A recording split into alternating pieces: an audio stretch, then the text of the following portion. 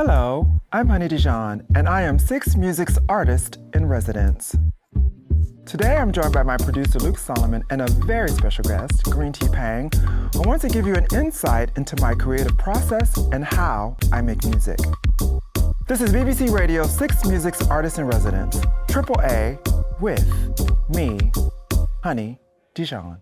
We are live and in color at Maida Vale Studios to discuss my upcoming album, The Nightlife. And I am here with some extremely talented artists, and I'm including myself in that. My Bernie Taupin, like as I like to call him, Mr. Luke Solomon, my music partner and friend and confidant. And with the gorgeous and delicious and tasty Greentea Peng, who's a featured artist on the next single, I Like It Hot from The Nightlife. So I think we need to get into the full fantasy of all of this, the inspirations, how we'd like to work together, how we write, create, and make Black girl magic. This is Luke. Would you like to jump off, Mr. Solomon? Usually what happens between Honey and I is that Honey will send me something, right, and it will be like a YouTube video or iPhone rip, and you'll just throw it at me and go, look what I found. And then I'm a doom scroller, sadly, but and I just come across so much stuff on the internet, on the interweb. I'm a doom scroller child. Like, I know I'm not supposed to look at it before sleep, but I do. But the thing is, my algorithm now is set up to like find really like cultural stuff, a lot of Black empowerment, a lot of poetry, a lot of spoken word, and I'll just hear something and I think it'll make a great track or it'll make a great idea, or it could be the genesis of an idea. And so I believe from I Like a Hot came from this spoken word artist. Everything, it's so fun to dance and have fun with people in hot sweat. Well, this is RuPaul. Oh, this is part of the RuPaul. Yeah, so you sent me this old clip. Yeah. And what will happen is I'll get that and it will spark a light, and that will then okay, like what is this going to be? Like, what's the vibe? And I think what we both talked about with this album was a continuation of where we were with the last album, of doing something that was embedded in our roots and not just dance music, but the spirit of dance music. I mean, I think this album really probably is a reflection of the work we did on Renaissance with Beyoncé, and it just, we were more inspired by how can we push sonically dance music forward while retaining the essence and the roots of the culture we come from. With this third album, I didn't want to make another 4/4 dance record. I felt like there needed to be songwriting, there needed to be amazing vocalists, there needed to be different tempos, and different goddesses coming to the forefront. Exactly. So, but I think this album is really a more evolved album, I would say. Yeah. Sonically, there's more down-tempo things, more soulful things, more reflection of my time living in London. I've been here for the last 3 years after living in Berlin for 6. And I think just being here in this magical city with so many different musical influences, from garage to jazz to soul, northern soul, all of the things. So we wanted to do all of the things with all of the things. We did. And we have really similar tastes, and I think that's where we're so aligned. Like we never need to question choices or taste, really. We just do it. And with this song was the vibe of the street soul thing, the soul to soul, like all those things that we kind of grew up with, and like our version of a contemporary version of that, and who would be most suited to write, like be the writer and singer on it. I think that was where we ended up with this, which I think was originally this vocal from this New York writer called Silka, which started with that. Yeah, that was the genesis. Do you remember? And it had that, and it had that. I've never ever written a song like that where like the hook was provided for me. Do you know what I mean? So usually from the ground up. Always from the ground up. Yeah. So it was quite a challenge for me at first, because I had to kind of like get into the mindset, and it's not necessarily a hook I would have written myself, to be honest. But that's like, it was really fun. Collaboration. For me. Exactly. It took me years to actually realise that collaboration can be really effective when you're working with like-minded people, like the idea of trusting other people's ideas and thoughts, and if you're all aligned. And it felt like even when you came in and started tracking it, you knew exactly what was happening. Yeah. I like to mould the beat over when I have before I get into the session. Right. So already have the kind of, do you know what I mean? But I think I did finish writing some of it within the session. Yeah, there was a section at the end which I think was, I kind of remember. Yeah. Time, don't lose it. This is kind of like, this is not, like, it was a challenge for me because I don't really make dance music. You know? But I'm always like, I would love to have a song like in the club. I want to infiltrate that space. So this section So this section where you can hear, there's like a backwards, and I remember we had Micah with us, who was a keyboard player from LA, and he had a Nord set up, and we had this like spirit of Abbey Road and the Beatles, and he played this hook, and we flipped and reversed the whole string section in a kind of Sgt. Pepper's type way, and then I don't think you quite figured out what was going on at the end. Yeah. And then you had this whole like move to the music vibe that we overdubbed, which is something with the horn section, which is a real. That was like a. You guys did a real good job. You know, also I like to think like this album too is always a little bit of Little Lewis in these songs, right? I mean, with the strings and the horn. Yeah, and also like. Dance music sort of, for some reason, as over time has kind of planted tempos. It's like 120, 130, like 110 even. But I'm saying now, like the idea of dance music for us was always like it didn't really matter. Like house music could be 110 BPM. What is this? This is 117. So it's the slower side of dance music. They would be called deep house. Deep house. But even stuff like this that Mr. Fingers and people were doing, like it would be on, and it would be being played in the clubs, and I think that's something we really wanted to get back to, right? Tempo. Yeah. Yeah, I mean, I think people really don't understand house music because, you know, the art of the resident DJ, you could take people on a journey and you could play different tempos and different sounds. And different genres. And different genres, right? but you need time and space to do that. Some of the greatest music that exists was, you know, born out of the dance floor. Like all of that, whether it's hip hop, whether it's soul, R&B, you know, it's that thing where actually you can grow songs from DJs playing them, and I think us being DJs gives us almost a little bit of a head start in that respect, because we're always thinking about that. You know, there's some songs on the album which are more from our hearts and are more passionate in a different way, but the idea of someone playing something in the club is always a vibe for us. Yeah, and this is a fun club track, isn't it? For me, I think I've written a lot of solemn music, and it was quite refreshing to just be in the studio. The one thing we have to always remember in all of this is, aside from Honey and myself, is Chris Penny is also like a muse for us, who sings from the same hymn book of, he plays keys, he plays drums, he does all these things. So when the three of us are collectively in each other's heads and we can present to him, the bass line is, you know, this is the vibe and all those things, he kind of gets it in a minute. And he's in Nashville at the moment, and that's where he is. But we sort of have to work remotely or travel together and be in the room together. But again, you can kind of have things that go, right, what's the reference? Where are we coming from? Where are our heads at? And he will throw ideas back at us, and we can kind of back and forth on all of that stuff. So, you know, he's a valuable addition to our band. In all honesty, like, this is a really, really simple record, and it essentially revolves around the hook, which was everything. And which also sounds like I'm saying I like it hard, doesn't it? Does. That's the other version. No, please. But I live by that version. I like it hard sounds hot. It's definitely not what I'm saying, guys. It is. It's Don't not. lie. It is. It's really not. There was My pronunciation is atrocious. It is not. It's great, but I like it hard. My tongue is too big for my mouth. It prevents me from pronouncing we're just gonna things leave correctly. That there. We're gonna let you have that. Yeah. And the drums. So usually a lot of our stuff starts with drums. Drum programming, which I'm really great at.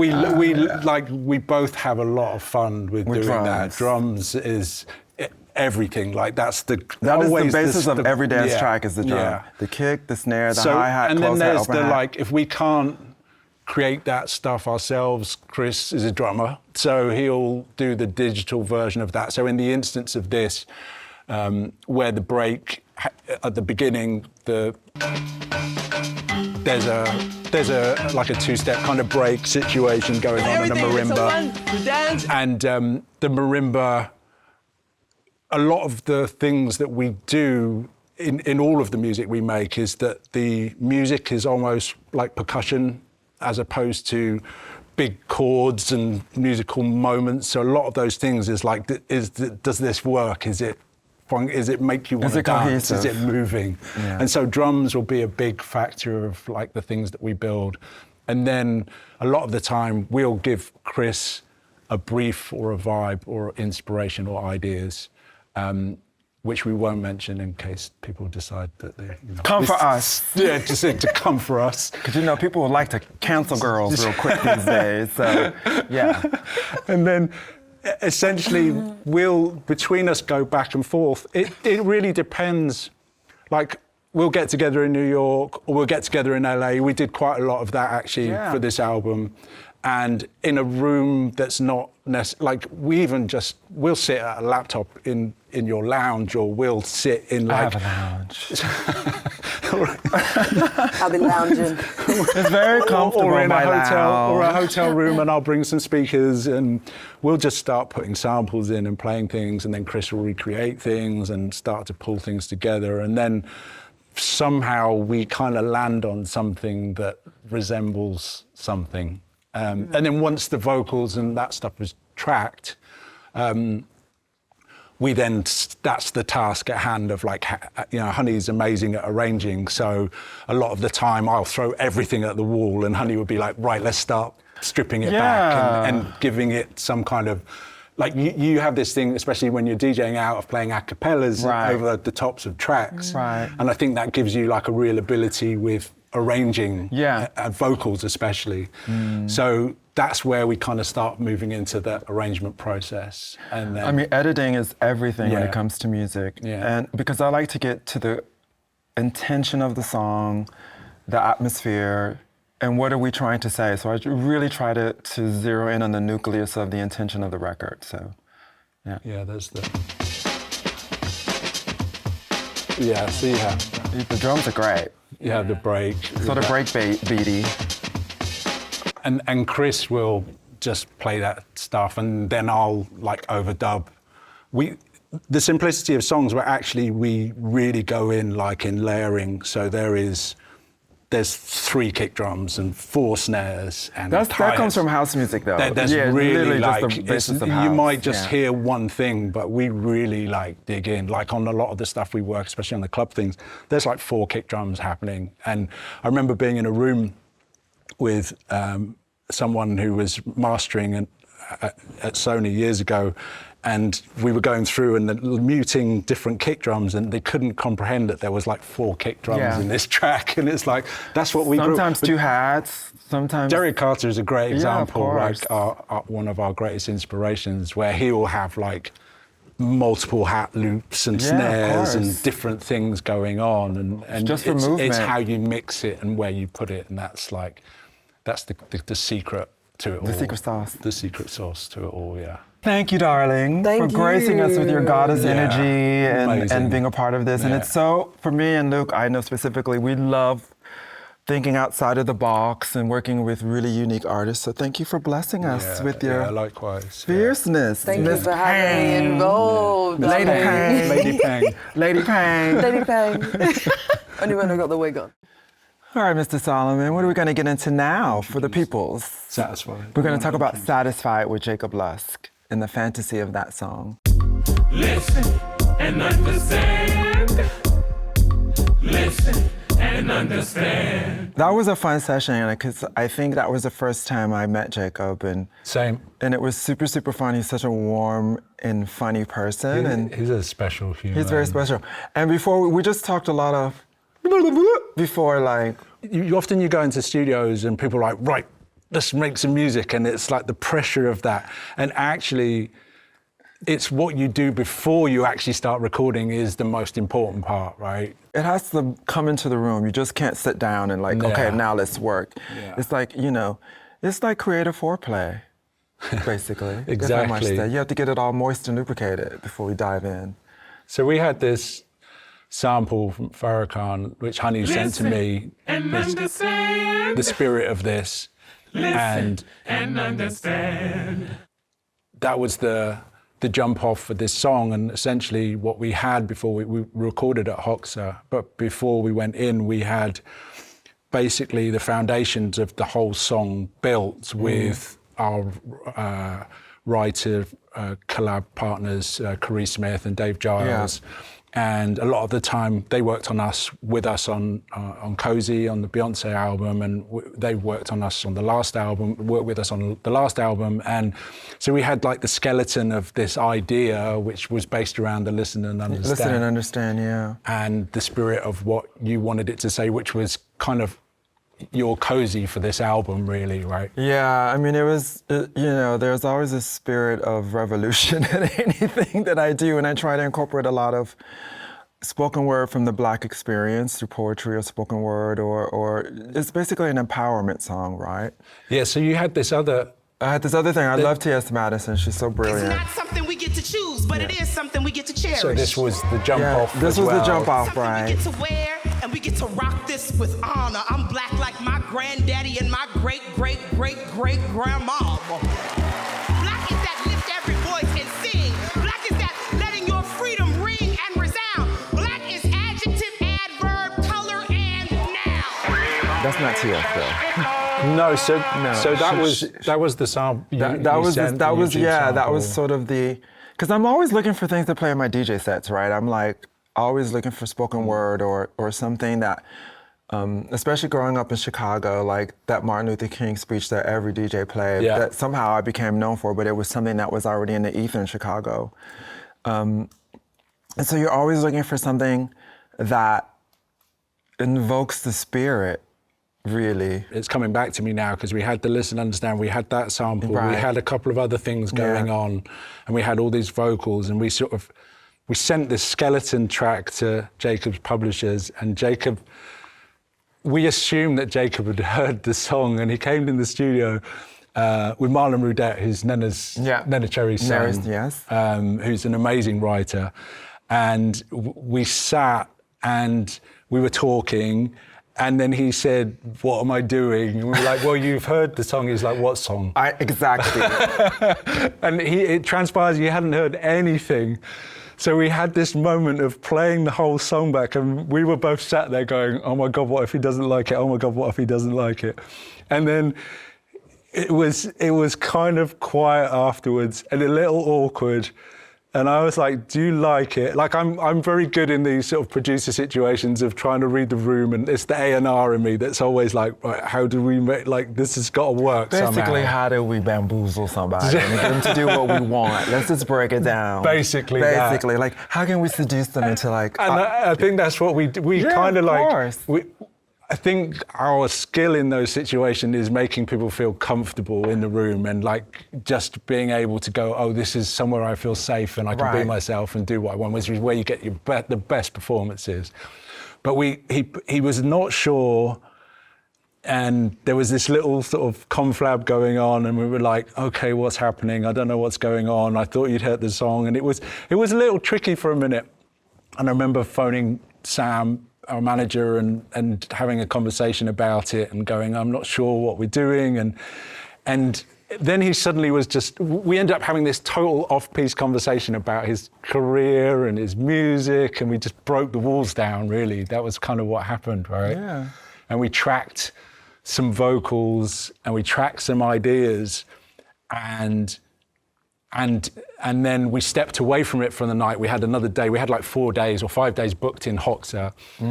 And I remember walking away from it just thinking, I think we spoke on the phone, it's like, I don't know if this is going to happen. Like, I'm just getting a weird feeling from it. And we came back the next day and he's like, oh, I'm not happy. I need to record the whole thing. And he suddenly stepped up, and I don't know what happened overnight, but there was, I don't think I've experienced it in many instances with artists that just something happened in the room, and there's this incredible moment where his vocals, like he retracked vocals and the opening vocal, Listen and it gets into the front part of the song. Listen and understand. Listen and understand. I'm listening. This ain't a minstrel show. And You see me, I can that, think you know. the minute that happened, I remember everyone in the room just being like, wait, what is happening? He just has this thing that just appeared from nowhere. And from that point on, it was easy. It just came together. It just came through the ether. Yeah. But we talked a lot about this song too, and I think we're just playing around. It's like sort of like the creative play comes in, right? And you just throw whatever comes out, what comes out. And I think as well, obviously for you guys, talking about the spirit of what this song is about. Yeah, exactly. And his experience of that, where he's in the chorus, he wrote about his grandma who brought him up and how that made him feel. And there was this, just the energy of all of it kind of came together. And we got to a point where there's Dave Giles who wrote the rap, which existed on the original song, and we had to convince him to re-record this rap, which he wasn't, do you remember, he wasn't super comfortable with doing it. And Understand. out of nowhere. I'm a need satisfaction. Talking about word and action. Leave it all. So this is actually Jacob, Head to toe. who's never done anything like this before. Talk about transactions. Talk about cameras flashing. Lined up at the door with a velvet rope like Janet Jackson. And he did it one take. Yep, one take wonder. One take, and we were just like, wait, what just happened? And that was him using someone else's words as well, which he wasn't super comfortable with. The power of Gales. Pastries. That's what it was, wasn't We it? literally said, I had so much sugar that week. I think it was the sugar that kicked in, and that's why he was able to come up with that. There's an amazing part, actually, that's just talking about the talent of Jacob. Yeah, the talent Lusk. of Jacob, yeah.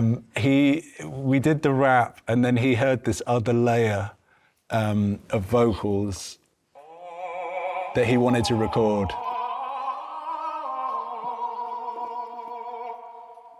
So this is buried in the chorus. Even the high parts.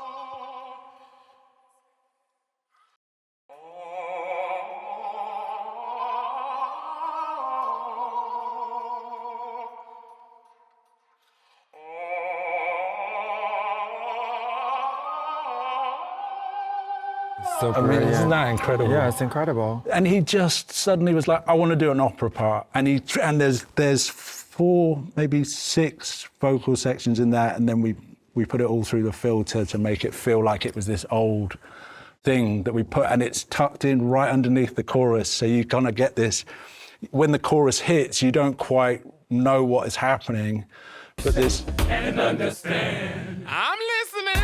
I ain't the one to play with. Don't you fuck with me now. Don't you play with me. Don't you fuck with me now. This ain't my first rodeo. I know what's going on now. And it just sits under there, which is incredible. I also remember now, because I knew, so this almost didn't make it on the album, this is coming back to me, because he wasn't comfortable with the swearing in the chorus. And which I don't know. If you know me, I mean, I'm Potty Mouth Supreme. It's my alter ego, Potty Mouth Supreme. And it was interesting because he had some, like, post-Gabriel's had some, like, forces at work that were sort of trying to encourage him to be freer. I know the opposite. They were encouraging the opposite. They didn't think that this was a good idea for Jacob. And I remember meeting with Jacob in New York. I didn't know that part. Yeah, yeah. See what you don't know. And I don't know if someone where he got new management or someone that's... I think he got new management, but actually. rooted in New York dance music, and they were like, "You're crazy! Like, this is a special record. You need to be involved in it." And that's I forgot he was kind of sanctified a little bit. Yeah, but also not. It's kind of funny, but yeah. I'm the devil, honey. I want to see the other side of the mountain. Let's get down and dirty. I think the icing on the cake for this one was the T.S. Madison. Oh, the T.S. Madison, yeah, because. Yeah, I think, that Well, was... you tell the story because the T.S. Madison was the sample that for Cozy that you Okay, so let's get into the first. nitty-gritty. We don't talk about, I guess now is the time to talk about it. So, when we were writing Black Girl Magic, I had seen this spoken word that T.S. Madison did, and I thought, my God, this is so incredible. And so we actually made a track. Actually, there is Black, right? It's called I'm Black. I'm Black. Yeah. And actually, if you go on the YouTubes, I did a Beatport stream in 2020, and you can actually hear the original version of I'm Black. So it's out there. And then when we were working on Renaissance, when we were proposing a bunch of music to Beyoncé, that was one of the tracks that she heard, and that's how it was ended actually up. the club version. It was a club version, like right? It was a club banger. We slowed it down, we flipped it and reversed it. In the words of Missy Elliott, flipped it and reversed it, and then. Yeah, and then sort of her part of this song is really, I think, was a sort of reflection of when Trump got reelected again. And so it just really talks about the emotional baggage that people of color carry, and especially from slavery and from those times. And so her rap is really about being taken against your will and the genesis of slavery. It's raw. I mean, it's very raw. This was the instance where we approached TS to be on the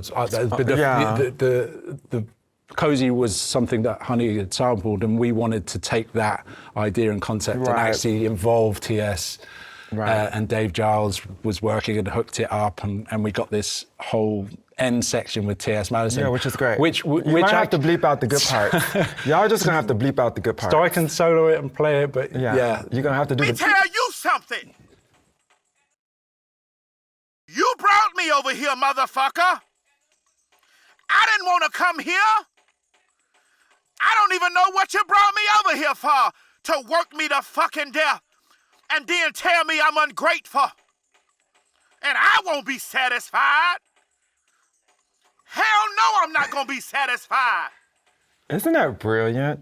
So brilliant. And I love, when we got it, I'm looking at the waveform and it's so hot and it's so distorted, and I don't know whether they recorded it on the phone but I remember when you got it, the power of that and how it resonated. The power of it, and the message of that in conscious music.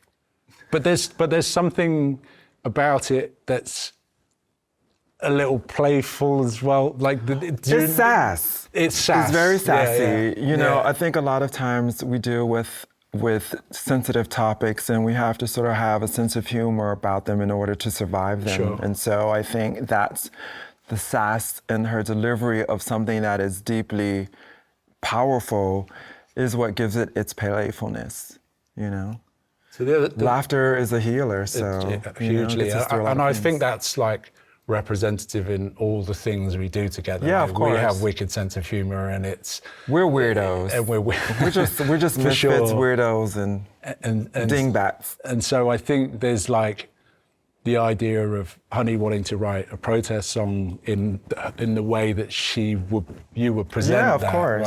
Right? Just being kill able to them do with something. kindness. Yeah.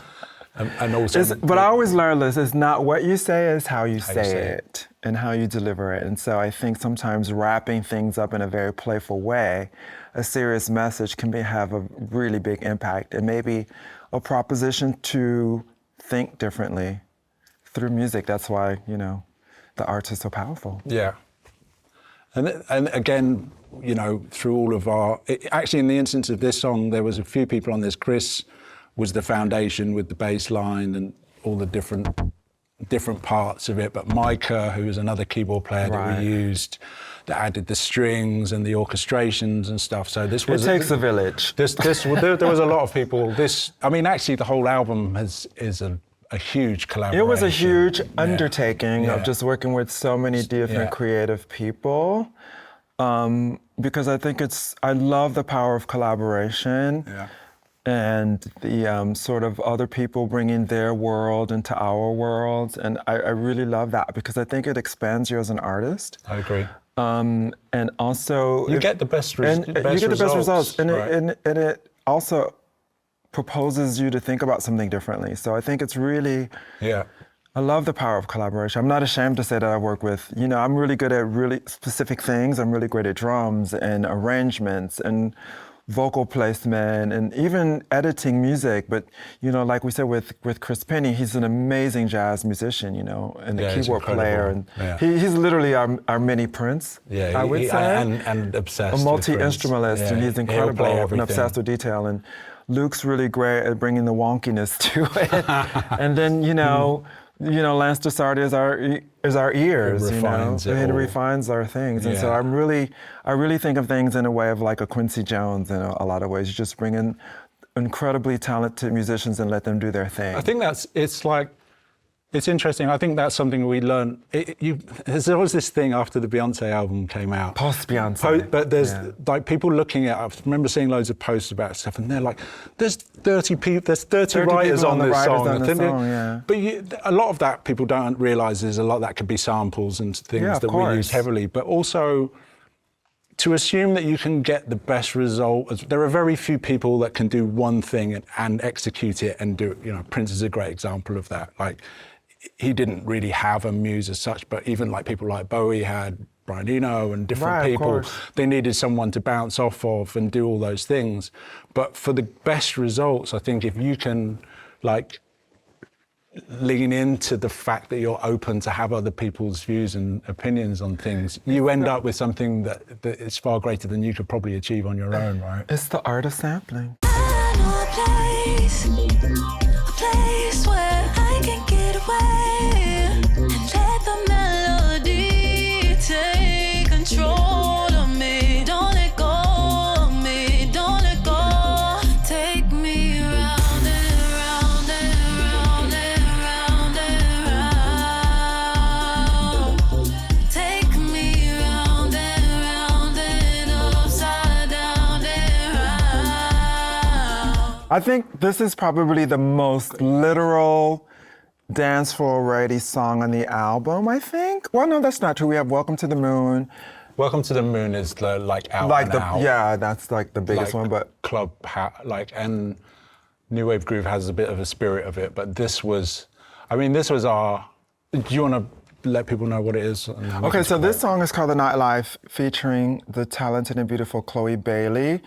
And it was inspired by, for me, it was inspired by New York, one of the most legendary dance music labels called Nervous. And there was this incredible vocalist, her name was Kim English, who is sadly no longer with us. And this was just such a huge record in New York. And so we were inspired by the spirit of this song to reinterpret it in our own way. Yeah, it was. And really, so what the Nightlife, what the album is about for me, and what I wanted to say with this piece of work was, in our world, and Luke, in our world, we have lots of conversation about how dance music has become big business, right? It's 40 years now that house music has been around, and so it's getting further and further and further away from the spirit of what it's about, which is about community and celebration. And we talk a lot about church, but it was literally the dance floor, for me, is where it does what religions and governments can't do. It brings together people from all walks of life that connect through the joy and celebration of music. And so this whole album for me is talking about the sacredness of dance floors, how important nightlife is, specifically for people of color, queer people, and women, because these are usually places where they feel safe enough to be liberated and free. So nightlife, for a lot of people, is redemption, salvation, release, and joy. And so this album is really a love letter to nightlife and how important it is, because for me, it's where I found myself, it's where I found my art, it's where I found my people, it's where I found my community. It was always about culture for me, and so this is a love letter to the culture of nightlife. And so that's the lead single that we would put out, and that's the title of the album. And I love the theater of Nightlife, and so I could go on and on and on, but anyway, that's what it's about. The inception of it was when we were in the midst of Renaissance writing, and we were just in the middle of COVID, and we were just ideas, like all we had time for ideas. We couldn't do anything. And that's literally all we did. All we did was make music, talk music, because you couldn't do anything. That's all we did. We were kind of, I think I remember you sending me this folder, because we were like, we knew the brief for Renaissance, and we knew what Beyoncé was her artistic intention trying to do, and she sent us a playlist of music where her head was, and you made those 3 playlists, which were like New York, Chicago, and Detroit, and she went on holiday like she was on vacation, and I think she was absorbing all of that. And in the New York playlist was Kim English Nightlife. Actually, when working on Renaissance, I sent her playlists. I also sent her books on ballroom culture, and you know, that's how a lot of sort of the ballroom influence came in. Yeah, and working with Kevin Aviance and Andrew McCadsey was our kind of go-to, right? Yeah. Of like trying to, you were educating that experience. Yeah. Right? So Nightlife was born out of that. Yeah, and I think, I remember we'd have these, I still have them. There was like Mrs. B folder 1, Mrs. B folder 2, Mrs. B folder 3, Mrs. B folder 4, and I think the first song we sent in all of those was the first and the last thing. So Cozy, I'm Black was the first. Yes. And Alien Superstar, what that was, which was Unique, was the last thing. And Unique was, Unique, there was a really talented producer who sadly passed away called Peter Rauhofer. Yeah. And he made a song called Unique, and I think it was Star 69. Yeah. Yeah. So, that was a big, if you know anything about clubbing, that was a big sort of gay circuit record. And so I love all forms of dance music. And so that was also bringing in a bit of my New York roots as well. Yeah. And what happened is, as we kind of drilled in amongst all of these things, there was a version of the Nightlife, which I think, from what I remember, had literally the beginning was just round and round, the round and round version, vocal, which is this bit. Yeah. And then if I remember rightly, the folders we were sending, they were at like 120, 125. And then slowly, as we drilled into things, they started to slow down, because we were trying to hit that sweet spot of like stadium pop meets dance music meets R&B. And it was like we kind of reached this thing, like with Alien Superstar was like 128 BPM that went to like 122, and finding the space in music. Yeah. Right? I think that was really fun about that project, was that a lot of these were like peak time dance records, and then through the lens of her and her world, she pitched it down. Imagining her, like, if all the voices, other than probably Lolita Holloway, of all the voices you could imagine on a club record, was like the idea of Beyoncé singing this song was just so easy for us to write, or just throw ideas of things that she wouldn't necessarily know. I can't imagine that she knew Nightlife before we presented it, right? And well, that's what people, what I loved about that specific project, that it was a celebration of Black music.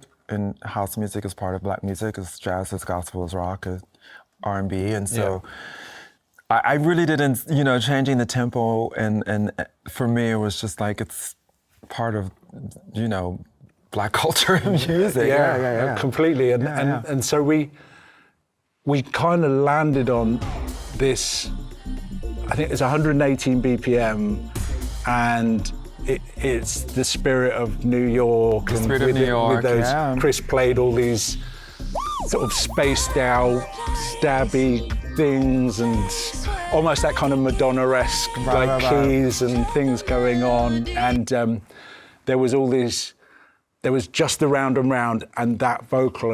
And I think I remember there was this point where I think we got word that Cozy and Alien Superstar were going to be on the album, so we were like beside ourselves, or Unique, Alien Superstar.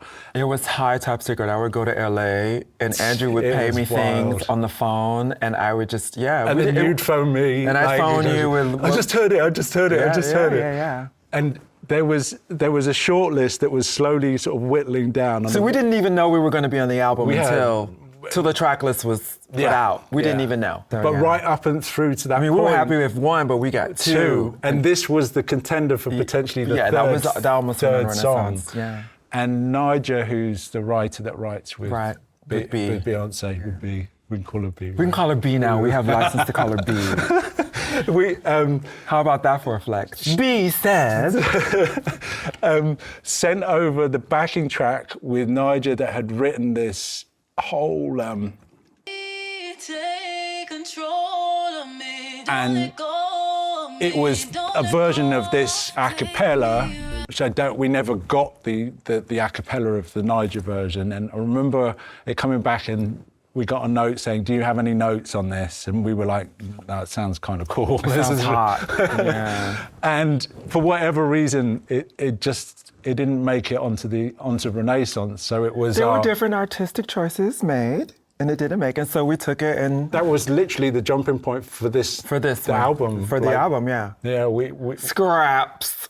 We took the scraps and made it into gold. So you got friendly with Andrew McCaskey, who was Beyonce's creative director. Yeah, Andrew McCaskey was Beyonce's former creative director. That is now mine.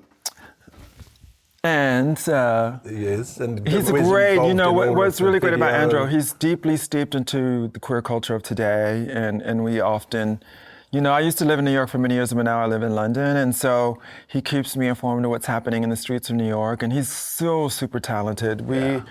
Not only is he a great creative director, he's a DJ and a musician himself, and so it was really great that he directed the video. He did, yeah, it was incredible. And then all the Nightlife video and artwork. The artwork and stuff. He's so supremely talented, and he's become a dear friend. Renaissance and everything that came off was like our leapfrog, really, to just go, okay, I think we know what we want to do and how we want to do it, really. Exactly. We knew that Niger's vocal was a scratch, but we loved the song, and we wanted someone to feature. And it was Andrew who suggested Chlöe Bailey. Chlöe Bailey.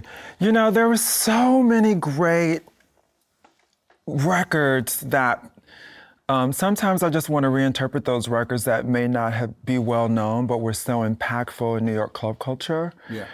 And I think Nightlife was a big New York record, but I'm not sure it was a global hit. But I think there was a version of it in the UK that was really big. Yeah, there was 100%, and it got a lot of love. Yeah.